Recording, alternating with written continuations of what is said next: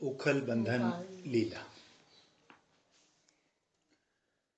हम आज की स्त्रियों की बात नहीं करते, ये तो बड़ी फॉरवर्ड हो गई हैं, समुद्र पार पहुंच गई हैं। लेकिन यहाँ देखो, अपने बच्चे से भी अधिक उन्हें दूध बचाने की फिक्र रहती है। तो कृष्ण ने कहा कि अच्छा, इनका स्वभाव जरा जाहिर हो जाए। अच्छा, अब दूसरी बात देखो कि माता वो अपने बालक से प्रेम करती है और बालक के लिए जो उपयोगी वस्तु है उससे भी प्रेम करती है, क्योंकि बालक अपने हित अहित उपयोगी अनुपयोगी वस्तु को पहचानता नहीं। एक्सेस हो तो चीरा दिलवाती है ना। तो इसकी जिम्मेदारी भी माता पर है, और घर में जितनी चीजें हैं सब बालक के लिए हैं, इसलिए माता का काम है उसको बचावे। तो जब दूध छलका, दूध में उफान आया और वो आग में गिरने लगा, तो मैया ने कृष्ण को तो एक और डाल दिया। अब बड़ा अद्भुत वर्णन है इसका। वो जानती है कि लाला भी अपना है और छाती का दूध भी अपना है, और ये दूध पराया है। ये दूध तो गिर जाएगा, आग में जल जाएगा, सो पहले इसको संभालो। और जो अपना है वो तो संभला संभलाया है, वो तो तिजोरी में बंद है, सुरक्षित है। तो उसने सोचा बस 2 मिनट में लौट कर आऊंगी और दोनों हाथों से उठाकर छाती से लगाऊंगी और एक बार चूम लूंगी, तो लाला तो हंसने लग जाएगा और इसके रोने धोने में क्या रखा है। तो इसकी ज्यादा परवाह नहीं करनी चाहिए, दूध नहीं जलना चाहिए। अब दूध बेचारा, उसने देखा कि हाय हाय, गलती सबसे ज्यादा मेरी है। एक और तो श्री कृष्णचंद्र के मुख में मैं नहीं पहुंच सकूंगा, इस दुख में वो आग में कूदने के लिए तैयार, और दूसरी ओर जब देखा कि कृष्ण को तो मैया ने धरती पर डाल दिया। अभी कृष्ण का पेट भरा नहीं, प्यास बुझी नहीं और कभी बुझ भी नहीं सकती। तो मैया ने एक और छोड़ दिया, उत्सर्ज्य, कृष्ण को धरती पर डाल दिया, और उत्सृज्य, कृष्ण को धरती पर डाल दिया। और जवेन सा ययो, बड़े जोर से दौड़ी। तो दूध ने देखा कि ये हरि सूर्य जी के भक्ति रसायन का श्लोक, ये महाराष्ट्र में एक रत्न हुए हैं, करीब 4500 श्लोक उन्होंने कृष्ण लीला पर उत्प्रेक्षा के रूप में लिखे हैं, और सब में उन्होंने कृष्ण लीला का भाव बताया है।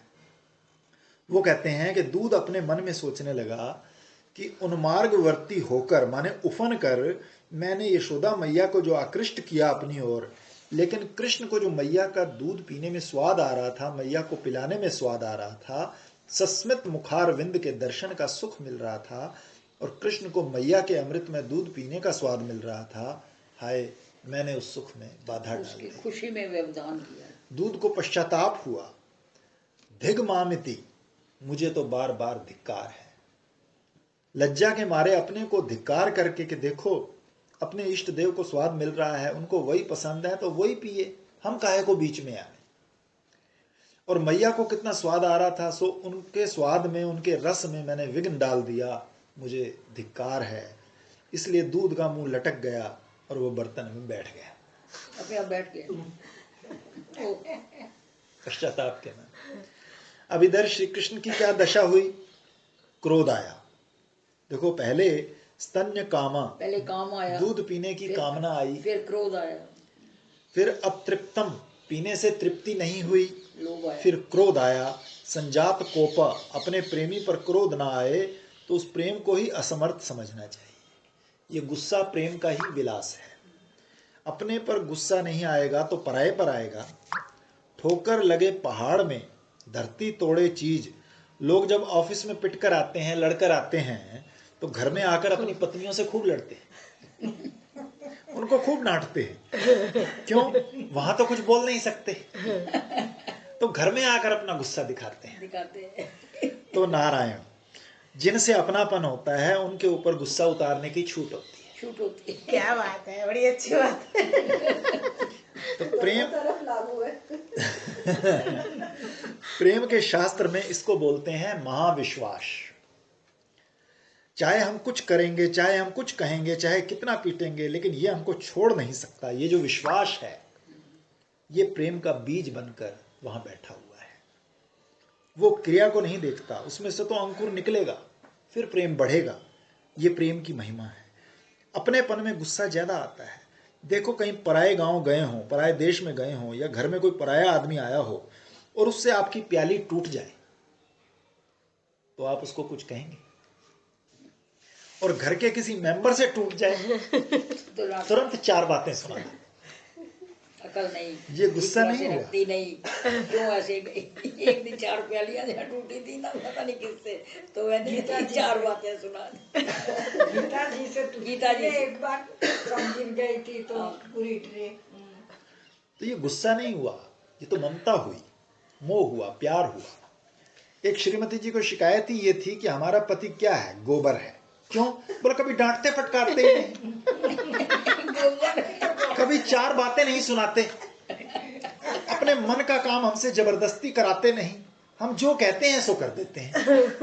गोबर है। हमारे मन में था गुस्सा, हमारे मन में था गुस्सा, सो हमने कहा लो आज हम आटा नहीं गूंथने वाली, तो बोले लाओ मैं गूंथ देता हूं।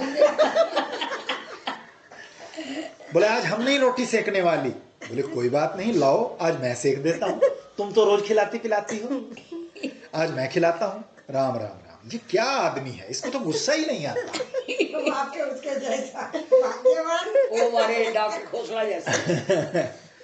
रोने लगी। गुस्से में होएगी ना तो वो संबोधन क्या करेंगे, भाग्यवान आओ जी, वो क्या संबोधन करेंगे देखो, पहले तो बोलने का तरीका उनका देखो, वो गुस्से में लाल हो जाएगी, बैठो रानी।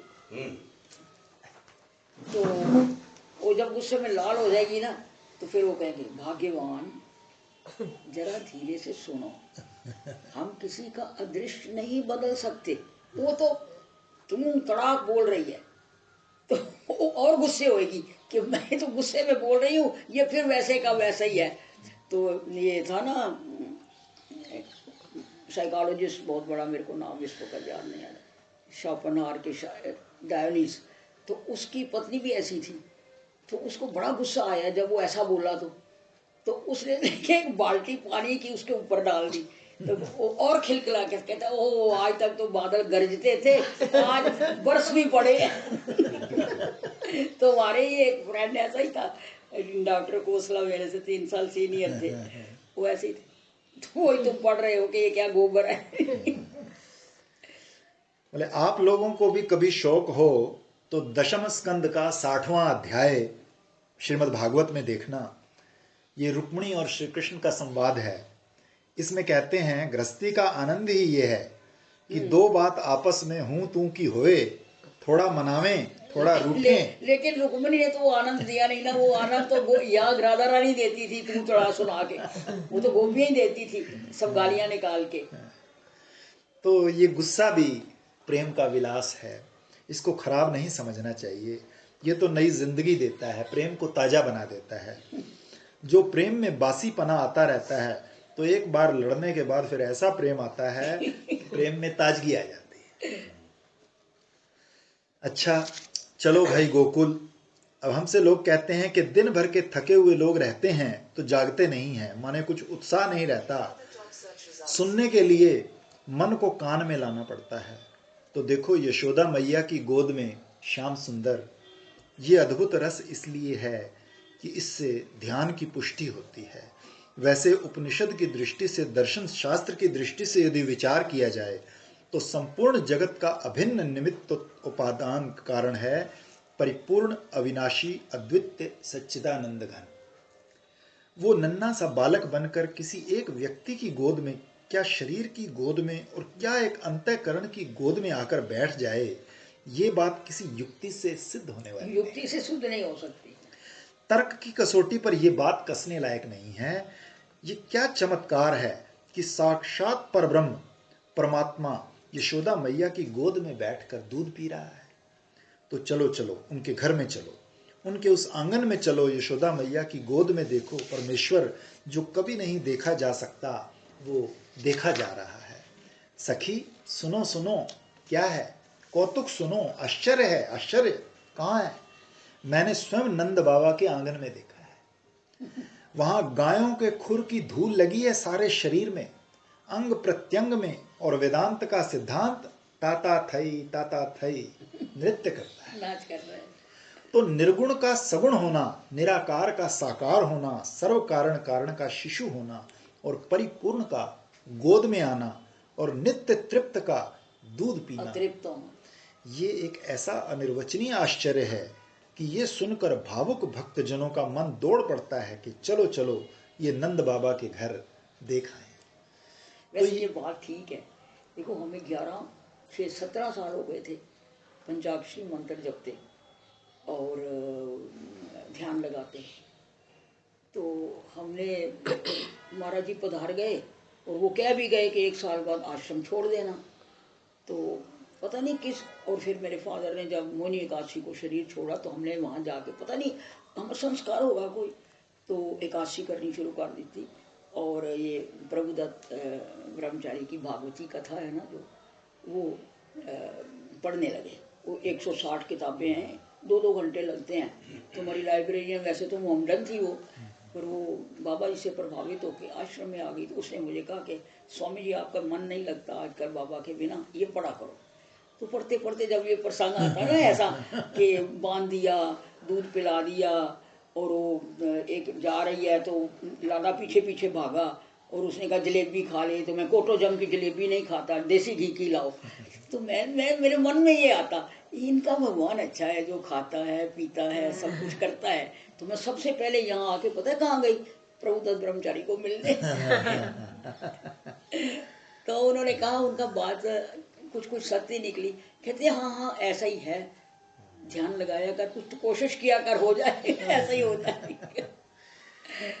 तो ये अद्भुत रस ध्यान की कुंजी है, जहाँ ये ईश्वर का दर्शन, माँ की गोद में दूध पीते हुए की बात सुनते हैं तो मन चौकन्ना हो जाता है और वहाँ पहुँच जाता है। बोले भाई कि हम लोगों को तो शिक्षा की बात सुननी चाहिए, तो शिक्षा माने दंड नहीं समझना। इधर लोग शिक्षा माने दंड भी समझते हैं, शिक्षा माने शिक्षण, तो सीख लेनी चाहिए। सो देखो इससे सीख भी मिलती है कि अगर स्वयं ईश्वर के मन में भी कामना आए और उसके मन में भी लोभ आवे तो और तो क्या, खुद माँ ही उनकी उपेक्षा कर देती है। और क्रोध आवे और दंभ आवे और भय आवे और भगना पड़े तो और की तो बात क्या, अपनी माँ ही बंधन में डाल देती है। तो ईश्वर की जब ये हालत है तो कि वो जब काम लोभ और क्रोध में फंस गया, तो तुम जीव होकर काम लोभ क्रोध दंभ भय पलायन अपनाओगे तो तुम बंधन में पड़ोगे। इसमें क्या आश्चर्य है। देखो यही प्रसंग है कि ईश्वर बंधा कैसे। बोले कि ईश्वर काम क्रोध लोभ से बंधा, तो ये लीला का दूसरा पहलू हुआ। ये शिक्षण के लिए हुआ, ध्यान के लिए हुआ। यशोदा माता की गोद में सांवरा सलोना मंद मंद मुस्कुराता हुआ, छोटी छोटी दंतुलियां, छोटे छोटे हाथ, छोटे छोटे पांव, नन्हा सा शिशु, ये कौन? साक्षात परब्रह्म परमात्मा। इसमें अपनी भावना से, बुद्धि से ब्रह्मत्व की स्थापना करो। मन संसार को छोड़कर इसका दर्शन करेगा। तो मैया बालक को छोड़कर दूध के लिए क्यों गई? बोले इसमें भी प्रेम है। हर समय गोद में रखना ही प्रेम नहीं है। बच्चे से प्रेम है तो इसका यह मतलब नहीं कि हर समय छाती से चिपका कर ही रखा जाए।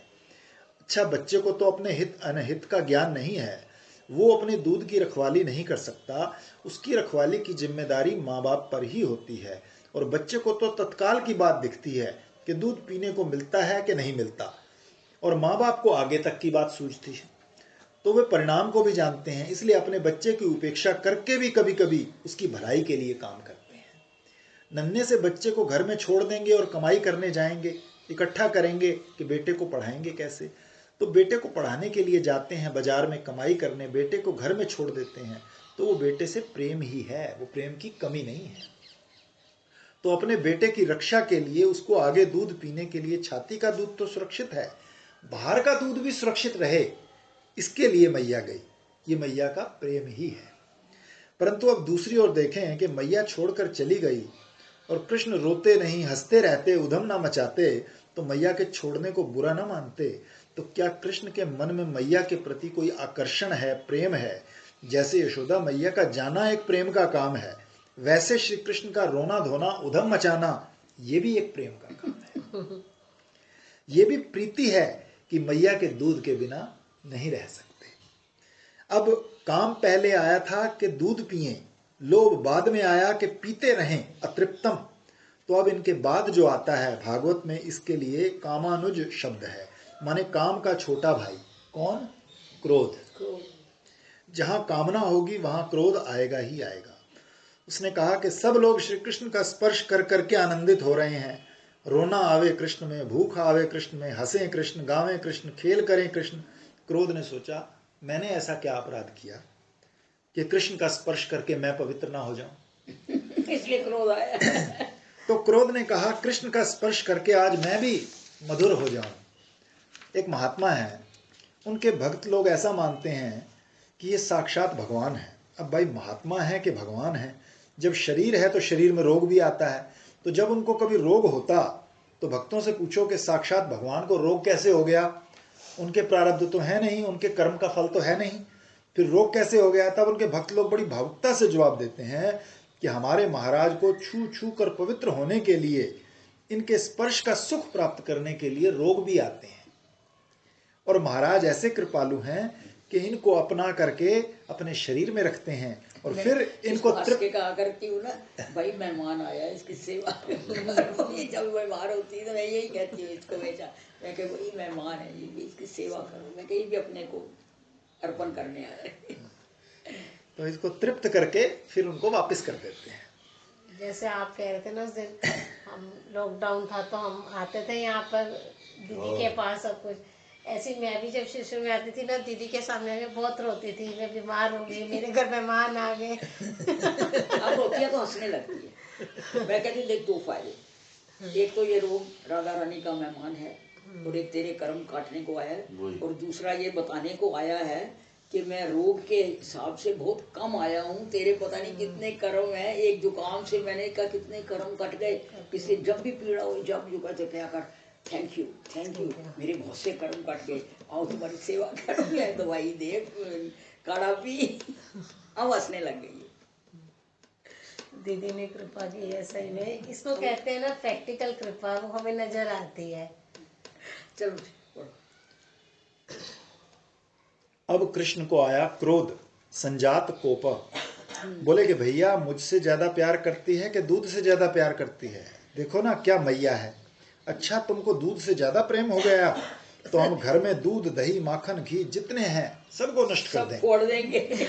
ना रहेगा बांस ना बजेगी बांसुरी, फिर तुम हमसे ज्यादा किससे प्रेम करोगी। तो आया क्रोध। भाई जब क्रोध आता है तो मनुष्य को जानते ही, यहाँ आप में से बहुतों को क्रोध का अनुभव होगा। अब क्या बताएं, क्रोध, क्रोध क माने सुख और रोध माने रुकावट। जो भीतर के जागने वाले सुख में रुकावट डाल दे उसका नाम है क्रोध। कम रुणंधि इति, जो सुख के झरने को बंद कर दे।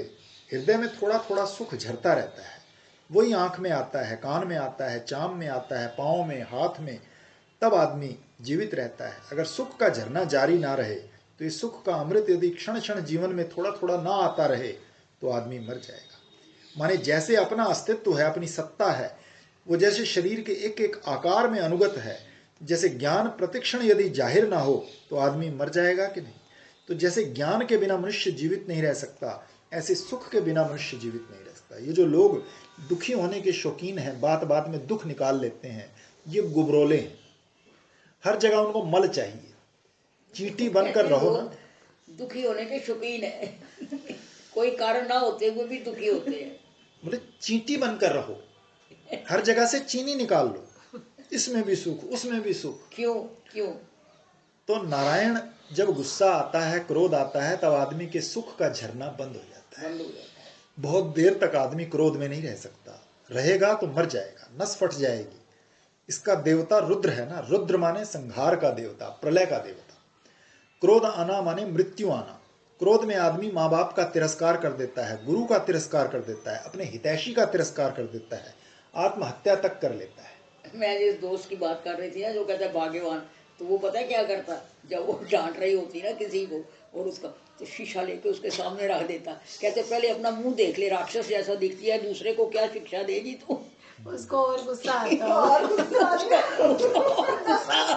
एक वो हंसता जाता। हाँ, ये तो अलग टाइप का ऐसा torture है। डॉक्टर था, पर ऐसी उसकी रेपुटेशन थी, उसकी और उसकी भाई की लड़ाई हो गई। गोबर। तो सारे शहर वालों ने कहा कि भाई बात यह है कि तुम्हारा भाई न्याय करेगा, हम गलत हैं कि तुम गलत हो। यानी ऐसा विश्वास होना चाहिए कि ये अपने भाई के लिए भी झूठ नहीं बोलेगा। तो उन्होंने कहा तो कहता है तुम्हारे अगेंस्ट तो जलंधर में कोई बोलेगा ही नहीं। तो मैं किसको बुलाऊं? क्रोध का प्रसंग है, थोड़ी क्रोध की चर्चा करके तब आगे बढ़ते हैं, क्योंकि आज यदि भगवान के साथ जुड़ रहा है इसकी थोड़ी महिमा बतानी चाहिए। देखो, जब क्रोध आता है तब थोड़ा अज्ञान जरूर रहता है। माने चाहे अपने को कर्ता मानो चाहे दूसरे को कर्ता मानो, कर्ता पर ही तो क्रोध आएगा ना, अकर्ता पर क्रोध नहीं आएगा। अपने को कर्ता मानना भी अज्ञान है और यही तो बात है, जल्दी और दूसरे को कर्ता मानना भी अज्ञान है। इसलिए ये बुराई इसने की, ये मानने पर भी हम दूसरे को अपराधी समझते हैं और इसके ऊपर क्रोध करते हैं। अब आत्मा तो किसी का कर्ता है नहीं, तो काहे को क्रोध करते हैं? अकर्तापन आ जाए तो किसी पर क्रोध भी नहीं और फिर किसी पर प्रेम भी। दूसरी बात ये हुई कि तुम अपनी आत्मा को अलग और उसकी आत्मा को अलग समझते हो, ये भी अज्ञान है। देखो वो तीसरे, उसमें ईश्वर है, ये बात तुम भूल गए हो, ये भी अज्ञान है। उसको कर्ता समझना भी अज्ञान है। उसकी आत्मा को अलग समझना भी अज्ञान है, उसमें ईश्वर को ना समझना भी अज्ञान है। और हमारे अभिमान पर चोट लगी तो तुम अभिमानी हो, इसमें भी अज्ञान है। और संसार को सच्चा समझते हो, इसलिए भी अज्ञान है। तुम्हारी कामना की पूर्ति में बाधा पड़ी इसलिए क्रोध कर रहे हो, तुम कामी हो, ये अज्ञान है। तुम्हारे लोभ की पूर्ति में बाधा पड़ी इसलिए क्रोध कर रहे हो, तब भी अज्ञान है। अब जो लोग गुस्सैल होंगे उनको नींद आती होगी और वो सुनना नहीं चाहेंगे। माने कोई क्रोध भी करे और अपने को श्रेष्ठ भी बताए कि हमने तो बड़ा न्याय किया, अच्छा किया, नारायण कहो, ये डबल अपराध है। अरे जो गलत है सो तो गलत ही है। मैया समझती है कि गुस्सा करोगे लाला तो बांधे जाओगे।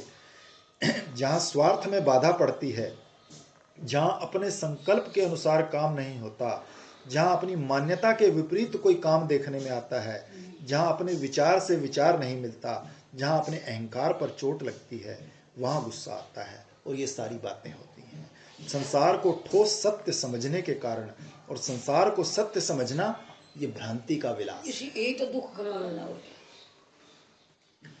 तो देखो, सबसे पहले बात यह है कि परब्रह्म परमात्मा में जीव के रूप में है तो ब्रह्म, ईश्वर के रूप में है तो ब्रह्म, जगत के रूप में है तो ब्रह्म, सर्व रूप में परमात्मा है। ये जानकर गुस्सा नहीं करना चाहिए। बात है, एक लाइन। दूसरी बात यह है कि अपनी कामना को शिथिल करना चाहिए, हमारे ही मन के मुताबिक हो, हमारा ही संकल्प पूरा हो, हमारी ही मान्यता सच्ची है, हमारे ही संकल्प हैं, दूसरे के संकल्प नहीं, हमारे ही विचार बुद्धि हैं, दूसरे की विचार बुद्धि नहीं। ये जो दुराग्रह है ये छोड़ देना चाहिए। दुराग्रह।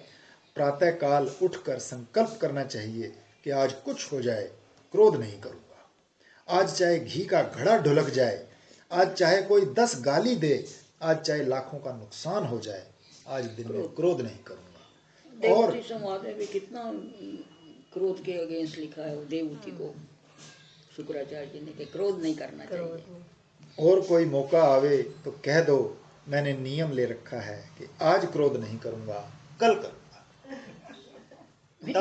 क्रोध कभी ऐसा कह सकता है, वो तो उसी वक्त उबल पड़ता है। रोज सवेरे नियम ले लो और रोज क्रोध कल के लिए टाल दो। पहले से अपने ऊपर जुर्माना लगाकर रख लो कि क्रोध आएगा तो इतना दान करेंगे। ज्यादातर पैसे को रखना चाहिए, भला एक बार क्रोध आए, पैसा नहीं जाना चाहिए इसलिए पैसा रखो भला। अच्छा कह रहे, और तरीका बता रहे हैं। अच्छा, एक बार क्रोध आए तो हफ्ते भर नमक मत खाओ, देख लो मजा, क्रोध भाग जाएगा। उसके बाद भी आए तो शक्कर छोड़ दो। ये नमक वाली बात बिल्कुल ठीक है। हमको एक बार आया था क्रोध, बहुत कम आता है, लेकिन एक बार आया क्योंकि हम किसी एंगेजमेंट में गए घर की, तो वहाँ ये अशोक का लड़का जो था वो पी के गुट हो गया, तो उसको कार में डाल के पापा जी का लड़का घर ले आया। मैं जब वो सीन देखा तो मैंने कहा कि मैं क्रोध में कुछ कहूँगी तो नहीं, लेकिन यदि तुमने यही करने तो मैं शादी पर नहीं आने वाली। तो डूली कहता है, बुआ जी हम तो नहीं पिएंगे, चलो हम वादा करते हैं, लेकिन दूसरे को कैसे रोकेंगे। मैं कहा उनकी वो जाने, लड़के वाले वो जाने, क्योंकि लड़की वाले में तुम में से कोई पिएगा तो मैं नहीं आने वाली। और मैंने आके 1 महीना इस बात के लिए कि मुझे क्रोध आया तो मैंने क्रोध में ये कह दिया अब इसका पश्चाताप करने 1 महीना बिना नमक के रोटी खाई। बिना नमक, मूली किसती उसका पानी थोड़ा डाल देती, उसमें थोड़ा नमक होता है ना। किसमें मूली का? मूली का मैंने दीदी ने मुझे अभी पिछली दफा बताई, फिर दीदी ने उसके आगे की बात बताओ ना, फिर क्या फायदा हुआ कि वहाँ किसी ने नहीं पी?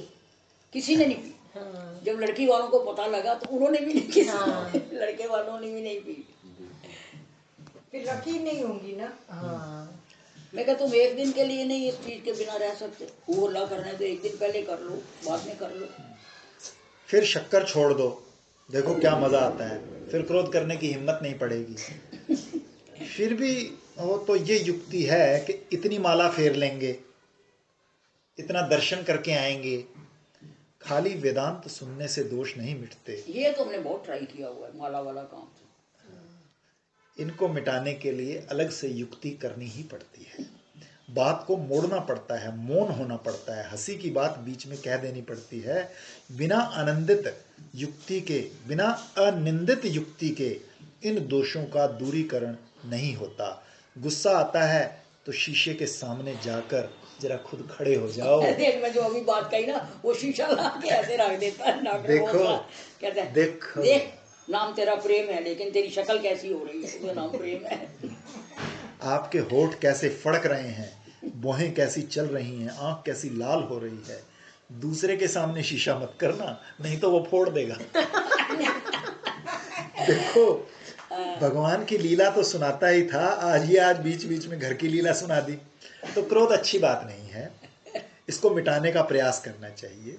क्रोध यदि करना हो तो जहां बहुत मन का हो, जहां बहुत ममता हो, ममत्व से जहां क्रोध होता है वहां उसका बुरा नहीं भला करने का संकल्प होता है। जैसे अपना पति है, रात को देर से आया तो ये नहीं आता कि हम उसके हाथ पांव तोड़ दें। उस समय जो गुस्सा आता है उसमें उसको बचाने का संकल्प है कि रात को कहीं फंस ना जाए। बच्चा चाकू से खेल रहा है, थोड़ा गुस्सा कर दिया तो उसमें ये नहीं कि लाओ इसकी उंगली काट दें तब मानेगा। ये उंगली काटे नहीं, उसकी भलाई का ख्याल है। अपने मन में सामने वाले का अनिष्ट करने का संकल्प हो जाता है, वहां क्रोध दोष है। अब देखो, श्री कृष्ण चाहते हैं यशोदा मैया के मन का निरोध। इसकी आंख मुझ में लगी रहे, इसका मन मुझ में लगा रहे, इसका दूध मुझ में लगा रहे, इसकी त्वचा मुझ में लगी रहे। कृष्ण चाहते हैं यशोदा माता के चित्त का निरोध, स्वशक्ति उत्पादनार्थ। वो चाहते हैं मैया की त्वचा मेरे स्पर्श का सुख ले, मैया की आंख मेरी मंद मंद मुस्कान देखे, मैया का दूध मेरे मुंह में आवे। और मैया जाती है बाहर का दूध देखने तो गुस्सा आता है, पर मैया कहती है लाला मेरा, दूध मेरा, इसमें गुस्से की कोई बात नहीं। अब क्रोध जब आता है तब क्या क्या होता है, जरा उसका मजा देखो। अरे भाई, प्रसन्न भगवान का ध्यान बहुतों ने किया होगा, जरा क्रोध में भरे भगवान का ध्यान भी करो। कभी बालक देखा है? बालक तो आपके घर में होंगे ना, जरा उसको सांवरा करके देखिए। और गुस्सा आया, सिर पर गोरोचन का तिलक और घुंघराले काले बाल और सारे शरीर में चमक, नन्हा सा बालक माँ की गोद से उतार दिया गया, धरती पर गया और उसको क्रोध आया। क्रोध आया तो उसके लाल लाल होंठ फड़क गए। इसका 2 तरह से अर्थ किया जाता है। स्फुरिता अरुणस्य अधरो यस्य स्फुरितम अरुणम च अधरम सदृश्य। दांत से उन्होंने अपने होंठ दबा लिए, और कैसे हैं होंठ? फड़कने से बंद नहीं होते हैं। एक क्षण दृष्टि वहां ले जाकर देखो, क्या आनंद आता है, दिखेगी ना, जब ध्यान लग जाएगा। लाल लाल होंठ तो स्वाभाविक हैं और फड़क रहे हैं, एक बात तो ये भी है। और गुस्से में लाली भी आ गई है, फड़कन भी आ गई है। और दूसरा भाव ये है, दांतों से क्यों दबाया? बोले भाई कि होंठ हैं लाल लाल और दांत हैं सफेद सफेद। तो क्रोध आना जो है ये रजोगुण का काम है। लाल होंठ हैं, वो फड़क रहे हैं, तो रजोगुण में आया क्रोध। अब उसको दबाना हो तो क्या करना चाहिए?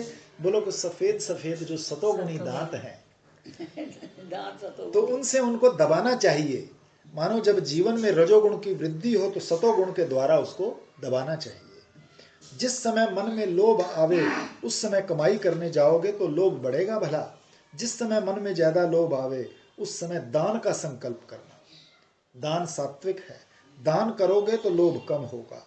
किसी किसी को ऐसा होता है कि दान का व्यसन हो जाता है, दान भी व्यसन है। कहते हैं खूब कमाओ और खूब दो। अब खूब कमाओ और खूब दो में चोरी से कमाओ और दो, तो लोभ तो तुम्हारे मन में बना रहेगा। बेईमानी से कमाओ और दो, देने में अपना चित्त एक भगवान को छोड़कर अन्यत्र जाएगा ना, तो सतोगुण मानो शांति वाला जो सतोगुण है उससे रजोगुण वाले क्रोध को दबाओ।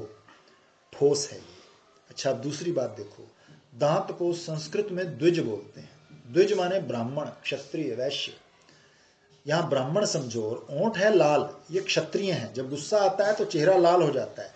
तो क्षत्रिय को शिक्षा देनी हो तो उसको ब्राह्मण के द्वारा शिक्षा देनी चाहिए, ये शिक्षण के अधिकारी हैं। तो ये जो दांत हैं ये होठों को शिक्षा दे रहे हैं कि देखो कुछ बोलना मत, मैया को कुछ कहना मत, गुस्से को दबा लो, गुस्से को पी जाओ, आखिर तो अपनी मैया है। तो ब्राह्मण क्षत्रिय को शिक्षा दे रहे हैं।